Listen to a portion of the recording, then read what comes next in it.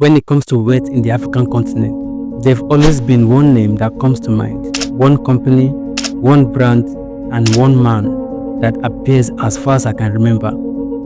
Aliko Dangote, the Nigerian business magnate worth billions of dollars, the founder and CEO of the Dangote Group with an estimated net worth of $14 billion as of April 2022. He is Africa's wealthiest person. Not so much is known about him except for the fact that he is an industrialist and that his net worth is greater than the GDP of over 30 African nations. You see, Aliko Dangote has been Africa's richest man for the past 14 years in a row. Let me explain. How much is $14 billion? The price of dollar to naira today is 1,650 naira to $1. If you could save 75 million naira every single year, it will take you about 140,000 years to save $14 billion. If you could save 9.5 million naira every day, that is, at the end of every day, you're able to save 9.5 million naira, then it will take you about 3,836 years to save $14 billion. That is if you live that long. You see, this is money, so much money, and it belongs to one man, Aliko Dangote. He has a powerful business empire that he began to build more than 3 decades ago, the most valuable conglomerate in West Africa. Talk about how you made this amount of money, which is by far the largest amount of money that any individual has in Africa.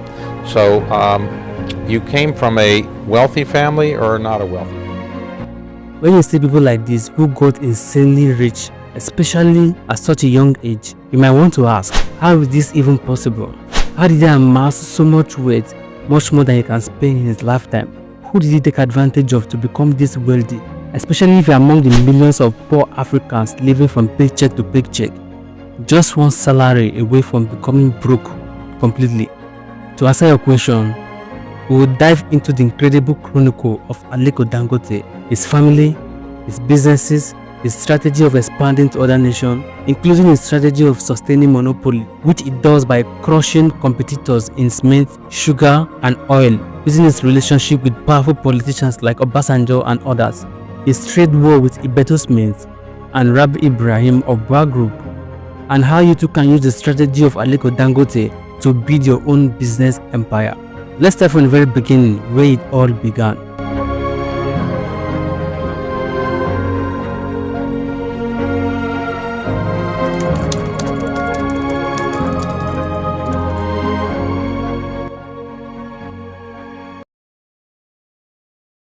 Born in 1957, Aliko Dangote is the son of Muhammad Dangote and Maria Sanusi Dantata.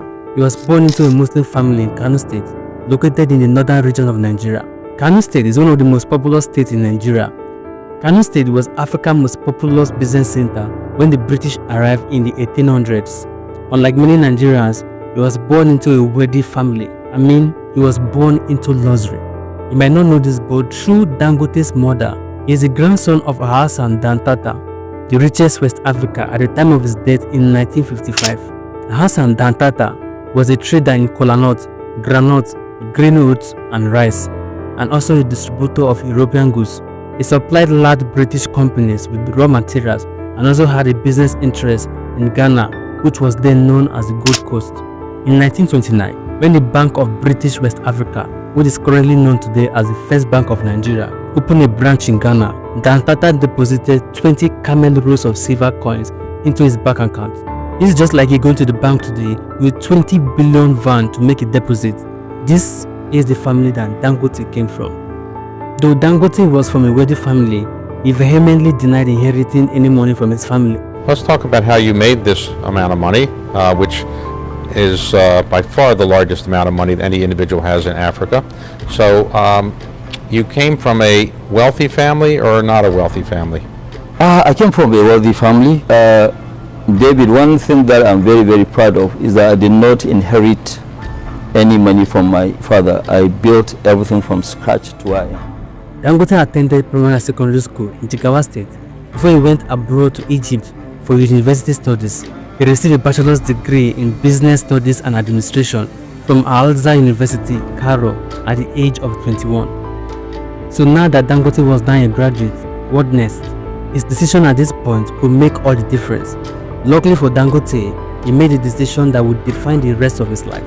It was at this point his entrepreneurial journey then begins.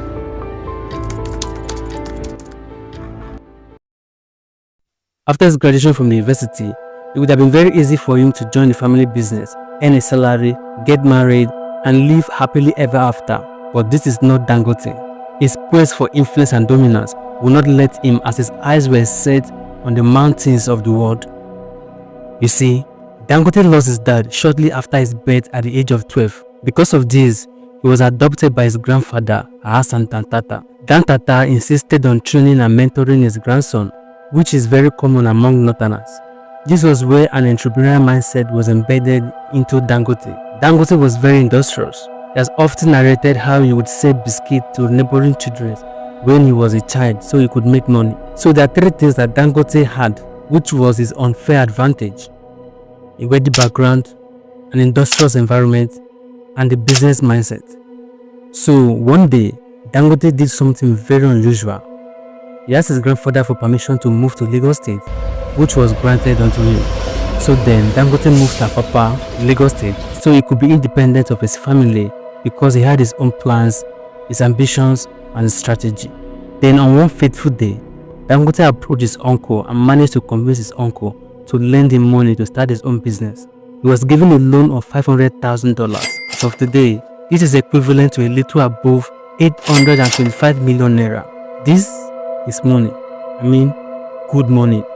But then you see, $500,000 was equivalent to 500,000 naira as of then, because $1 was equivalent to 1 naira. This was before the British, the CIA, and the US government came to devalue our naira. Well, that's a story for another day. But then, what was Dangote going to do with all this money? Luckily for Dangote, he had a good plan. Dangote was well capitalized and a naturally talented trader. He used the money to import soft commodities at wholesale prices from international suppliers. What was he importing? Two of his main imports were rice from Thailand and sugar from Brazil. He then sold these items in small quantities to consumers at the local market at lucrative markup. That was it. This was a genius strategy and soon became a major success. The venture quickly became successful and turned into a cash avenue. In an interview with Forbes, Dangote claimed that on his best days, he was realizing a net daily profit of over $10,000. At this height, things were quite good. It allowed us to create an awful lot of cash. This allowed him to repay his uncle in 3 months. Dangote has proved that he has all it takes to become a successful entrepreneur, independent of the Dantata family. But was he really independent? What about his competitors? Surely, he was not the only one in the importation business there. His competitors were not making as close profit as he was making. Dangote totally subdued the market by using aggressive tactics, shady tricks, and political ties to beat his competitors and to put them out of business. Although Dangote was independent of the Dantata group, he was not independent of the Dantata family's influence. He had been accused severally of using his influence with the Nigerian government on the strength of his family background to ban imports from his competitors. He had been accused of pushing port authorities to halt his rival's shipment. He had also been accused of using sharp price drop to put his rival out of business. If anything is true, Dangote worked with politicians to achieve his market monopoly. According to a State Department cable as revealed by WikiLeaks, Dangote had exclusive import rights in sugar, rice, and cement. What this means was that Dangote was the only person in the entire country who could import these commodities without any limitations. So he used such advantage to do volume business and undercut his competitors. Dangote, of course, vehemently denied this. However, he admitted that he had been friends with several presidents of Nigeria and he had enjoyed lucrative tax breaks. This was Dangote in his early 20s. He grew up with this mindset of beating down his competitors, so much so that when he eventually got into cement production, he'd made sure that one of his biggest competitors then, Ibeto Cement, was put out of business using his relationship with the then President Olusegun Obasanjo. And then when he was done with Ibeto Cement, he turned his attention to BUA Cement to also put them out of business, so he could maintain market monopoly fully. in the cement market, only that Rabbi Ibrahim, the chairman of BUA Group, refused to give in and also fought dirty with Dangote to keep his business alive, with wars ranging from price drop, court cases, police cases, so much so that they even have to drag the presidency in this war. But in these scenarios, Dangote was still a trading company. How then did Dangote scale his business to become the richest man in Africa?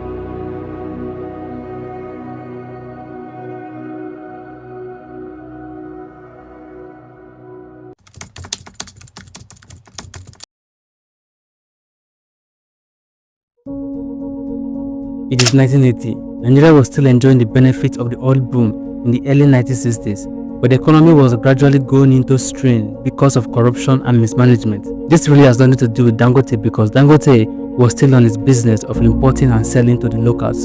Throughout the 1960s and 1990s, Dangote diversified its operation to include trading flour, fish, milk, and iron. He was making money and business was good as usual, but this was not what Dangote actually wanted from the very beginning.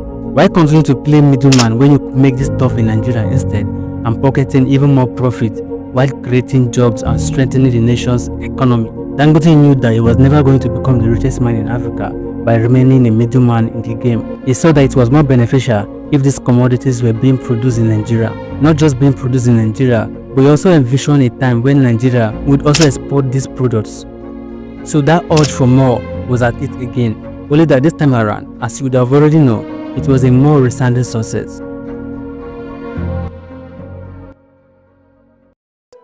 Now listen, Dangote wanted to transition from trading to manufacturing, where he had little or no experience. How was he going to do this? Is it by consulting with the manufacturers in the country at that time? Or by looking up manufacturing on Google? There was no Google at that time. So how was he going to do this? Somewhere in the South American continent is this country, Brazil. It is the largest country in South America. Since the mid-20th century, Brazil had been a major world supplier of automobiles, machinery, chemicals, food products, and other resources.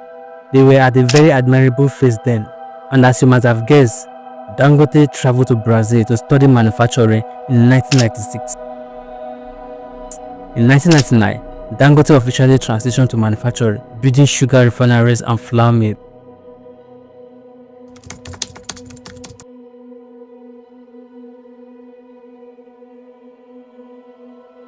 Things were good up until 2003.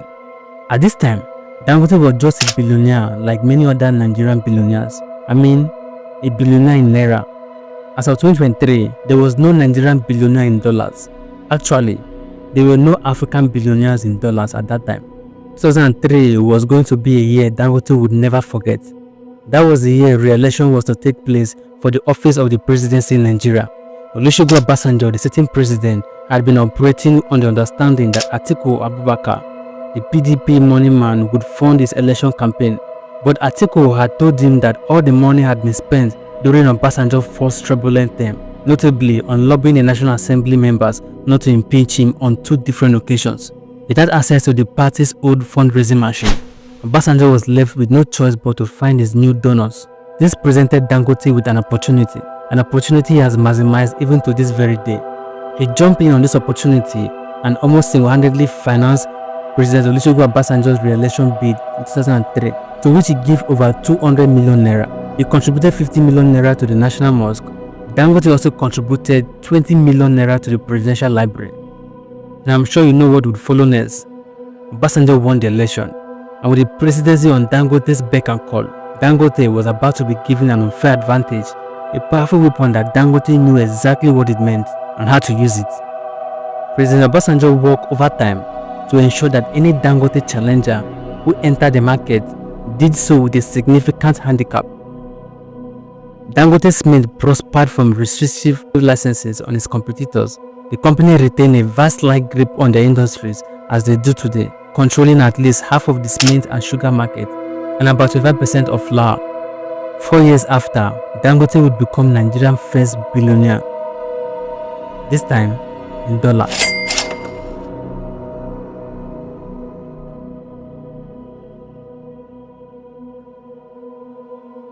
If Dangote did not get this opportunity to wield the power of the presidency, Dangote would not have really become anything significant as he is today, because there were many people competing with him in every industry. If Dangote must become Africa's richest businessman, he must apply one ingredient in addition to his diligence and hard work. That ingredient is called monopoly. So when such opportunities presented itself, Dangote did not hesitate. This is where the trade war now started.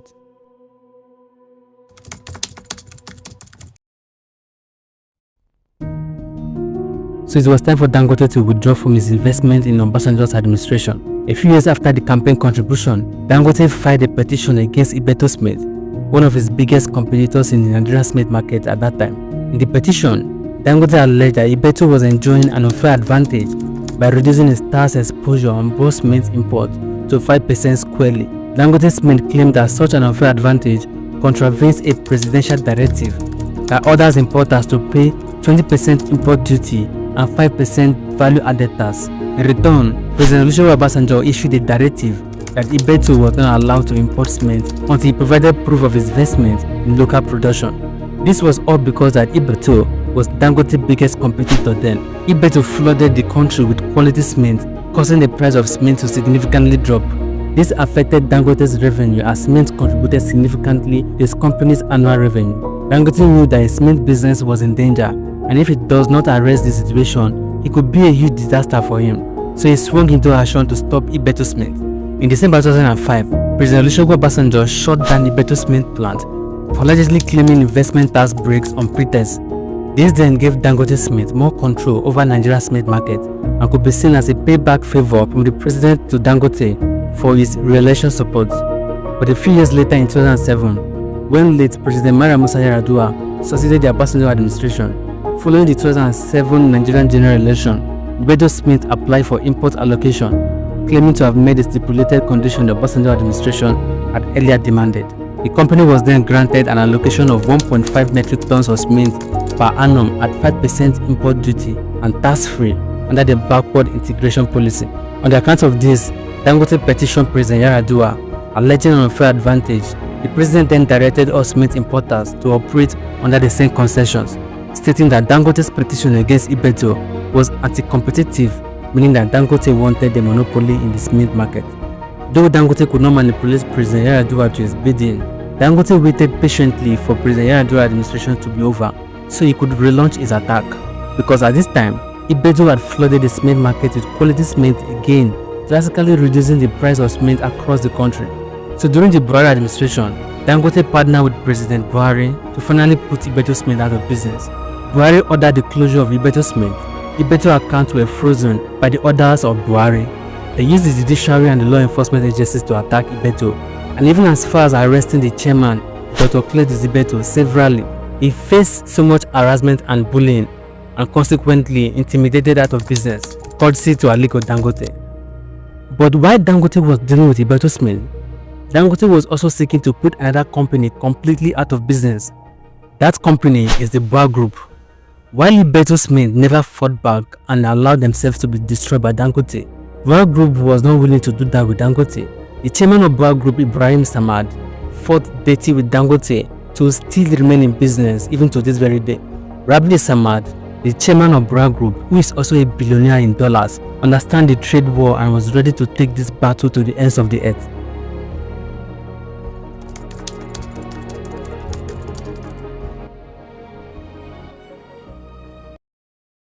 Aliko Dangote just built an oil refinery in Lagos State. It is the largest single line in the world. It's 650,000 barrels a day. BUA Group is currently building an oil refinery in Akwa Ibom State. Well, the choice of Akwa Ibom is easy because, we decided on Akwa Ibom because of the feedstock. The level of competition among these two giants have gone confrontational. For example, there's always scarcity of sugar in Nigeria at every Ramadan. This scarcity makes the price of sugar become a bit more expensive, according to reports. This sugar thing is an intentional thing. The manufacturers of sugar are the ones creating this artificial scarcity so that the prices of sugar can become a bit more expensive so as to make more profit, since seasons like Ramadan happens just once a year. The two major producers of sugars in Nigeria are Dangote Sugar Refinery and BUA Foods. According to BUA, they built a sugar refinery in Port Harcourt so that they can put an end to this seasonal sugar scarcity, and that Dangote used every means possible to make sure that that refinery never took off. These two companies are household names in the Nigerian food and cement market, but have grown to be opponents in a very dangerous business arena. Apart from the BUA Port Harcourt refinery issue, in the same year 2020, BUA Cement also accused Dangote Cement of stepping on its toes. This was because of the limestone acquisition query in Edo State. They wrote some very big page of allegation narrating how Dangote used former President Obasanjo to take away a land from them, a land at Tinkan Island, Lagos State, where they wanted to build their first sugar refinery. According to them, Dangote made sure that the land was revoked. They also stated that when they went into cement production, because they could not find a land to build a cement factory, they bought a large ship and constructed in it a cement factory, more like a floating cement factory. They wanted to dock the ship in Lagos, but they were denied approval. Then they moved it to Port Harcourt, and Dangote used every means possible to make sure that that ship was removed from Port Harcourt until President Yaradua came to their rescue and gave them presidential approval. Accusations and counter-accusations. All this will be discussed in detail in this video, including the issue that connects Godwin Emefiele, the then CBN governor of Nigeria, on how he gives Dangote some cheap foreign exchange deals, which made the Economic and Financial Crimes Commission (EFCC) to visit Dangote's group office demanding for some documents. This is a story of fraud, of deceit, of lies, of powers, so much so that they even have to drag the presidency in this battle. In fact, let's start the whole issue from the very beginning. The whole thing started in August 1991. According to BUA Group, there was sugar scarcity in Nigeria then, and BUA was still a small trading company, importing sugar, flour, rice and other products. They had not started manufacturing then, and they were very lucky to have some bags of sugar still available in their warehouses. Due to the scarcity, Dangote had little or no sugar to sell then. He approached BUA and asked them to sell sugar to him, and then BUA accepted. They sold some sugar to Dangote. But remember that Dangote and BUA have a long family relationship. Both families have been business friends for many years. So after BUA sold the bags of sugar to Dangote company, Dangote gave them Associate General Bank of Nigeria check, a bank that was in existence then, which is today known as Heritage Bank. Unknown to them, the check was a bounce check. The bank refused to pay them. In fact, they stated that they didn't know it was a trap by Dangote, and they became a victim of that trap. Their statement was this: if only we knew that he was setting the first of many traps in our business history. This transaction led to a court case, and according to them, Dangote used his influence to make sure that the court seized their assets. For 3 months, they couldn't make any good use of their bank accounts, and their warehouses were closed. This was the beginning of their business war. Although BUA Group didn't tell us how this case was resolved and if they got their money back, but a court document based on the order given at an Ikeja High Court by Honorable Justice Enten Akonde, the court ordered Dangote Group to compensate BUA for damages. Remember that when this case was going on in 1991, both companies were still trading companies. They were known then as Dangote Nigeria Limited and BUA International Limited. According to the court documents, it was alleged that when BUA could not cash out the check, he stopped supplying the remaining bags of sugar to Dangote. As at then, it was remaining about 45,600 bags of sugar out of about 120,000 bags Dangote ordered for. So that was why Dangote sued BUA International Limited for malpractice and for damages, and for not keeping up to the terms and conditions of the agreement. The judgment at the High Court went in favor of Dangote, aside the fact that Dangote was ordered to pay damages to BUA Group, but BUA was ordered to supply the remaining 45,600 bags of sugar to Dangote. So BUA felt that the judgment was harsh for them, and that Dangote had weaponized the judicial system against them. The court also ordered BUA's account to be frozen, in addition to the already numerous injustice Dangote has done to them. This made Rabiu Samad very bitter, and as stated in the allegations that for 3 agonizing months, our accounts were garnished, warehouses shuttered, and our spirits tested. Yet, from the ashes of deceit, BUA survived. So BUA felt that the court judgment was unfair and that it was influenced by Dangote. They even went further to state that after the sugar and the court issue, a few years later, when they felt it was time for them to build a sugar refinery instead of continuing importing, they approached one Usman Dantata, who was Aliko Dangote's uncle, and had an agreement with him to lease his 4.5 hectares of land at Tinkan Island, Lagos, to build the sugar refinery there. But to their surprise, after they had signed the agreement and paid all applicable dues, it was time to start construction. After they had set up the construction equipment, suddenly, Dangote came and took the land. Let me reiterate the way they wrote it. They said, Dangote waited until our contractors and equipment had been mobilized to the site. Then he went to former President Obasanjo, and President Obasanjo had the land revoked entirely and gave the lease to Dangote. As a result, even his uncle lost the land. BUA was only given 24 hours to vacate the land premises. So at this point, it was no longer about sugar disagreement or bounce check. It was already a business full-blown war. BUA stated that it took them over 1 year to get another land. In fact, it was the father of BUA's owner that came to the rescue. According to BUA's father, looking at what his son was going through, he had to shut down one of his businesses and gave the land to his son and so BUA survived again, another Dangote deadly trap. Remember, Dangote is from Kano State, and the chairman of BUA Group, Abdul Samad Rabiu, is also from Kano State. It could have been a blessing that both of them are on the same line of business. If you remember what Adam Smith said about competition, he observed that competition is for public good, but the competition needs to be a healthy competition. And in the case of BUA and Dangote Group, this competition is no longer healthy. Not just in sugar, they are also at war in cement. You see, because these guys are high net worth individuals, they have access to presidents, people, resources and talents that an average Nigerian will not have access to. Because of this, they have huge influence over the financial market. Their collective decisions can cause a major shift in the Nigerian business space, just like when Dangote, BUA and Lafarge decided to increase the prices of cement from around 7,000 naira to about 15,000 naira respectively. There was an uproar in the country as builders can no longer build and many developers were stranded, such that the Senate had to summon the three of them for a conversation. That is the amount of power that these guys have in their possession. You see why this is a very delicate situation, that even presidents always step in to intervene in their war. In 2007, President Yar'Adua wanted to expand the Nigerian cement market. He then selected 6 companies and gave them licenses to produce cement. BUA was one of those 6 companies, but BUA had no cement plant then. They wanted to get one, so what they did was to get a ship and construct it into a cement factory, more like a floating cement factory, until they were able to get a land and build a cement plant. So after building the ship, they planned to have the ship docked in Lagos, but they couldn't get approval to keep it on any Lagos water. So they moved it to Port Harcourt. But the drama didn't end there.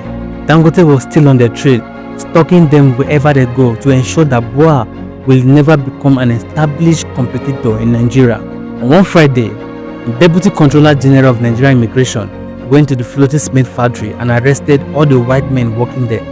According to what BUA complained, although they didn't state why the white men were arrested, maybe it involved immigration documents, but what BUA pointed out was that the white men were taken from Port Harcourt to Lagos with a Dangote-funded one-way local flight.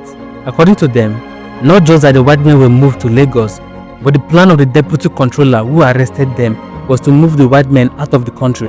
BUA Group also stated that the name of the deputy controller was Owel Bran. He is the older brother of a Dangote senior staff.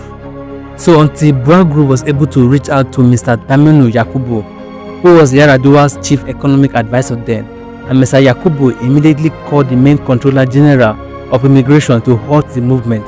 That was how the white men avoided being deported back to their country.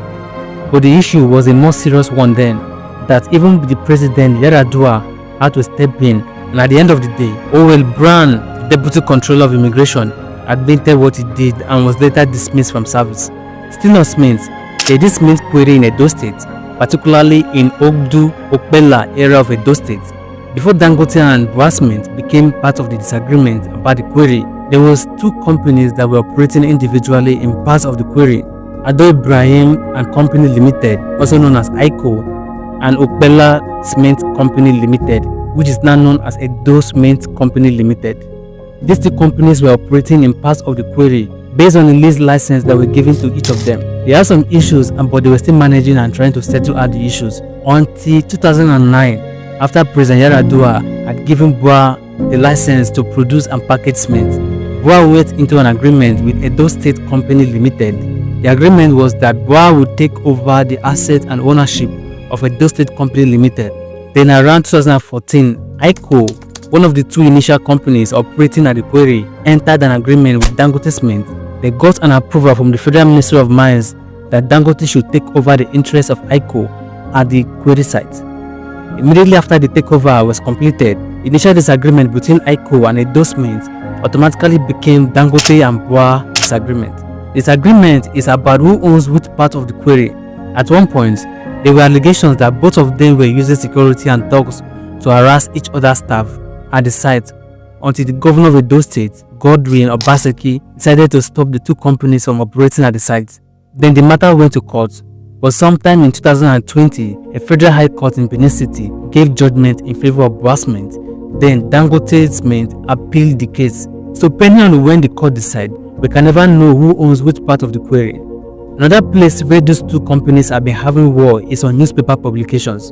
Dangote Group have alleged that there's a paid advertorial in two Nigerian newspapers, Business Day and Leadership newspaper, published on March 16, 2016, titled Art of Economic Sabotage by Dangote Cement. They stated that many Nigerian newspapers were approached to publish the news article, but most of them refused, and the person sponsoring the article was a competitor masquerading as a concerned Nigerian. Although they didn't mention the name of the person or the company sponsoring the article, but through the tone of their response, you would understand what they mean, and the fact that they also said that the sponsor was a competitor.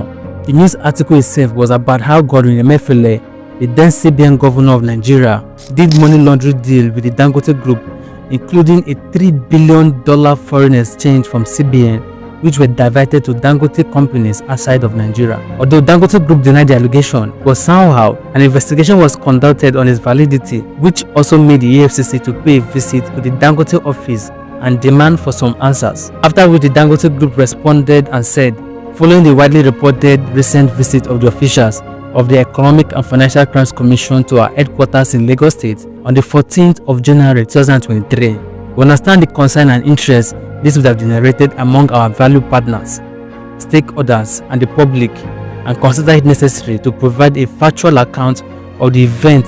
And then they went on to explain how the EFCC officials visited them and then what happened afterward. There are so many other allegations and counter-allegations about the trade war between these two giants. Some of the matters are still in court. It will be clear that what Dangote and his Kano brothers are doing is beyond Adam Smith's idea about healthy competition, and it does not in any way resemble the Coke and Pepsi competition we all know about. These two companies have been fighting each other through the courts, the police, the media, the thugs, the presidency, and in every other possible ways best known to them. And it will be unfair to say who is oppressing who. But as an observer, what do you think about this trade war?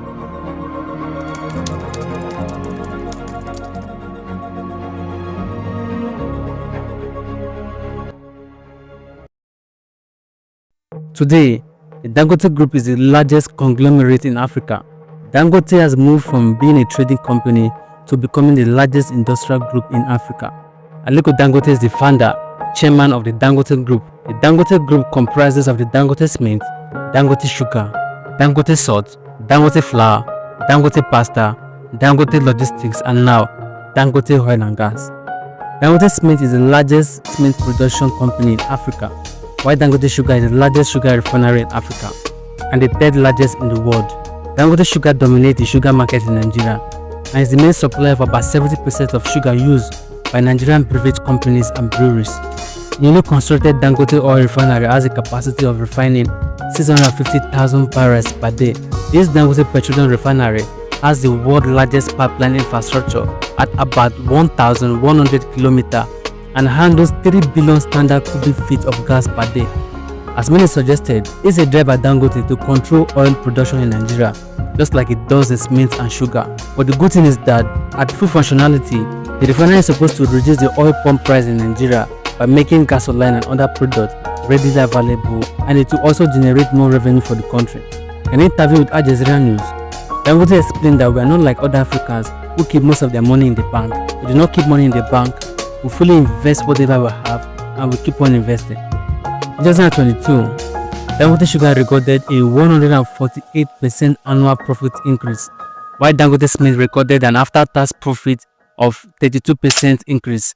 In total, in regards to the 2022 audited financial report, Dangote Cement recorded an annual revenue of about $3.85 billion, which was a 70% increase compared to what the group earned in 2021. Currently, Dangote makes annual revenue of about $4 billion. They expected that the Dangote's group annual revenue will reach $30 billion in 2 years, which will be boosted by earnings from a new oil refinery and petrochemical plant. His investment strategy has always been to invest everything you have, but make sure you thoroughly understand the industry you are investing in. He has an eye for investing in good business opportunities. Most of the businesses are proved profitable. So from a 500,000 naira loan to becoming the richest man in Africa and the richest black man on earth, worth about $14 billion. Even though many suggest his wealth came as a result of political backup he enjoy and keep enjoying from government officials, but the bottom line is that Dangote had created an empire of wealth through strategic decision, foresight, and bold move. Do well to subscribe to our channel. Thank you for watching.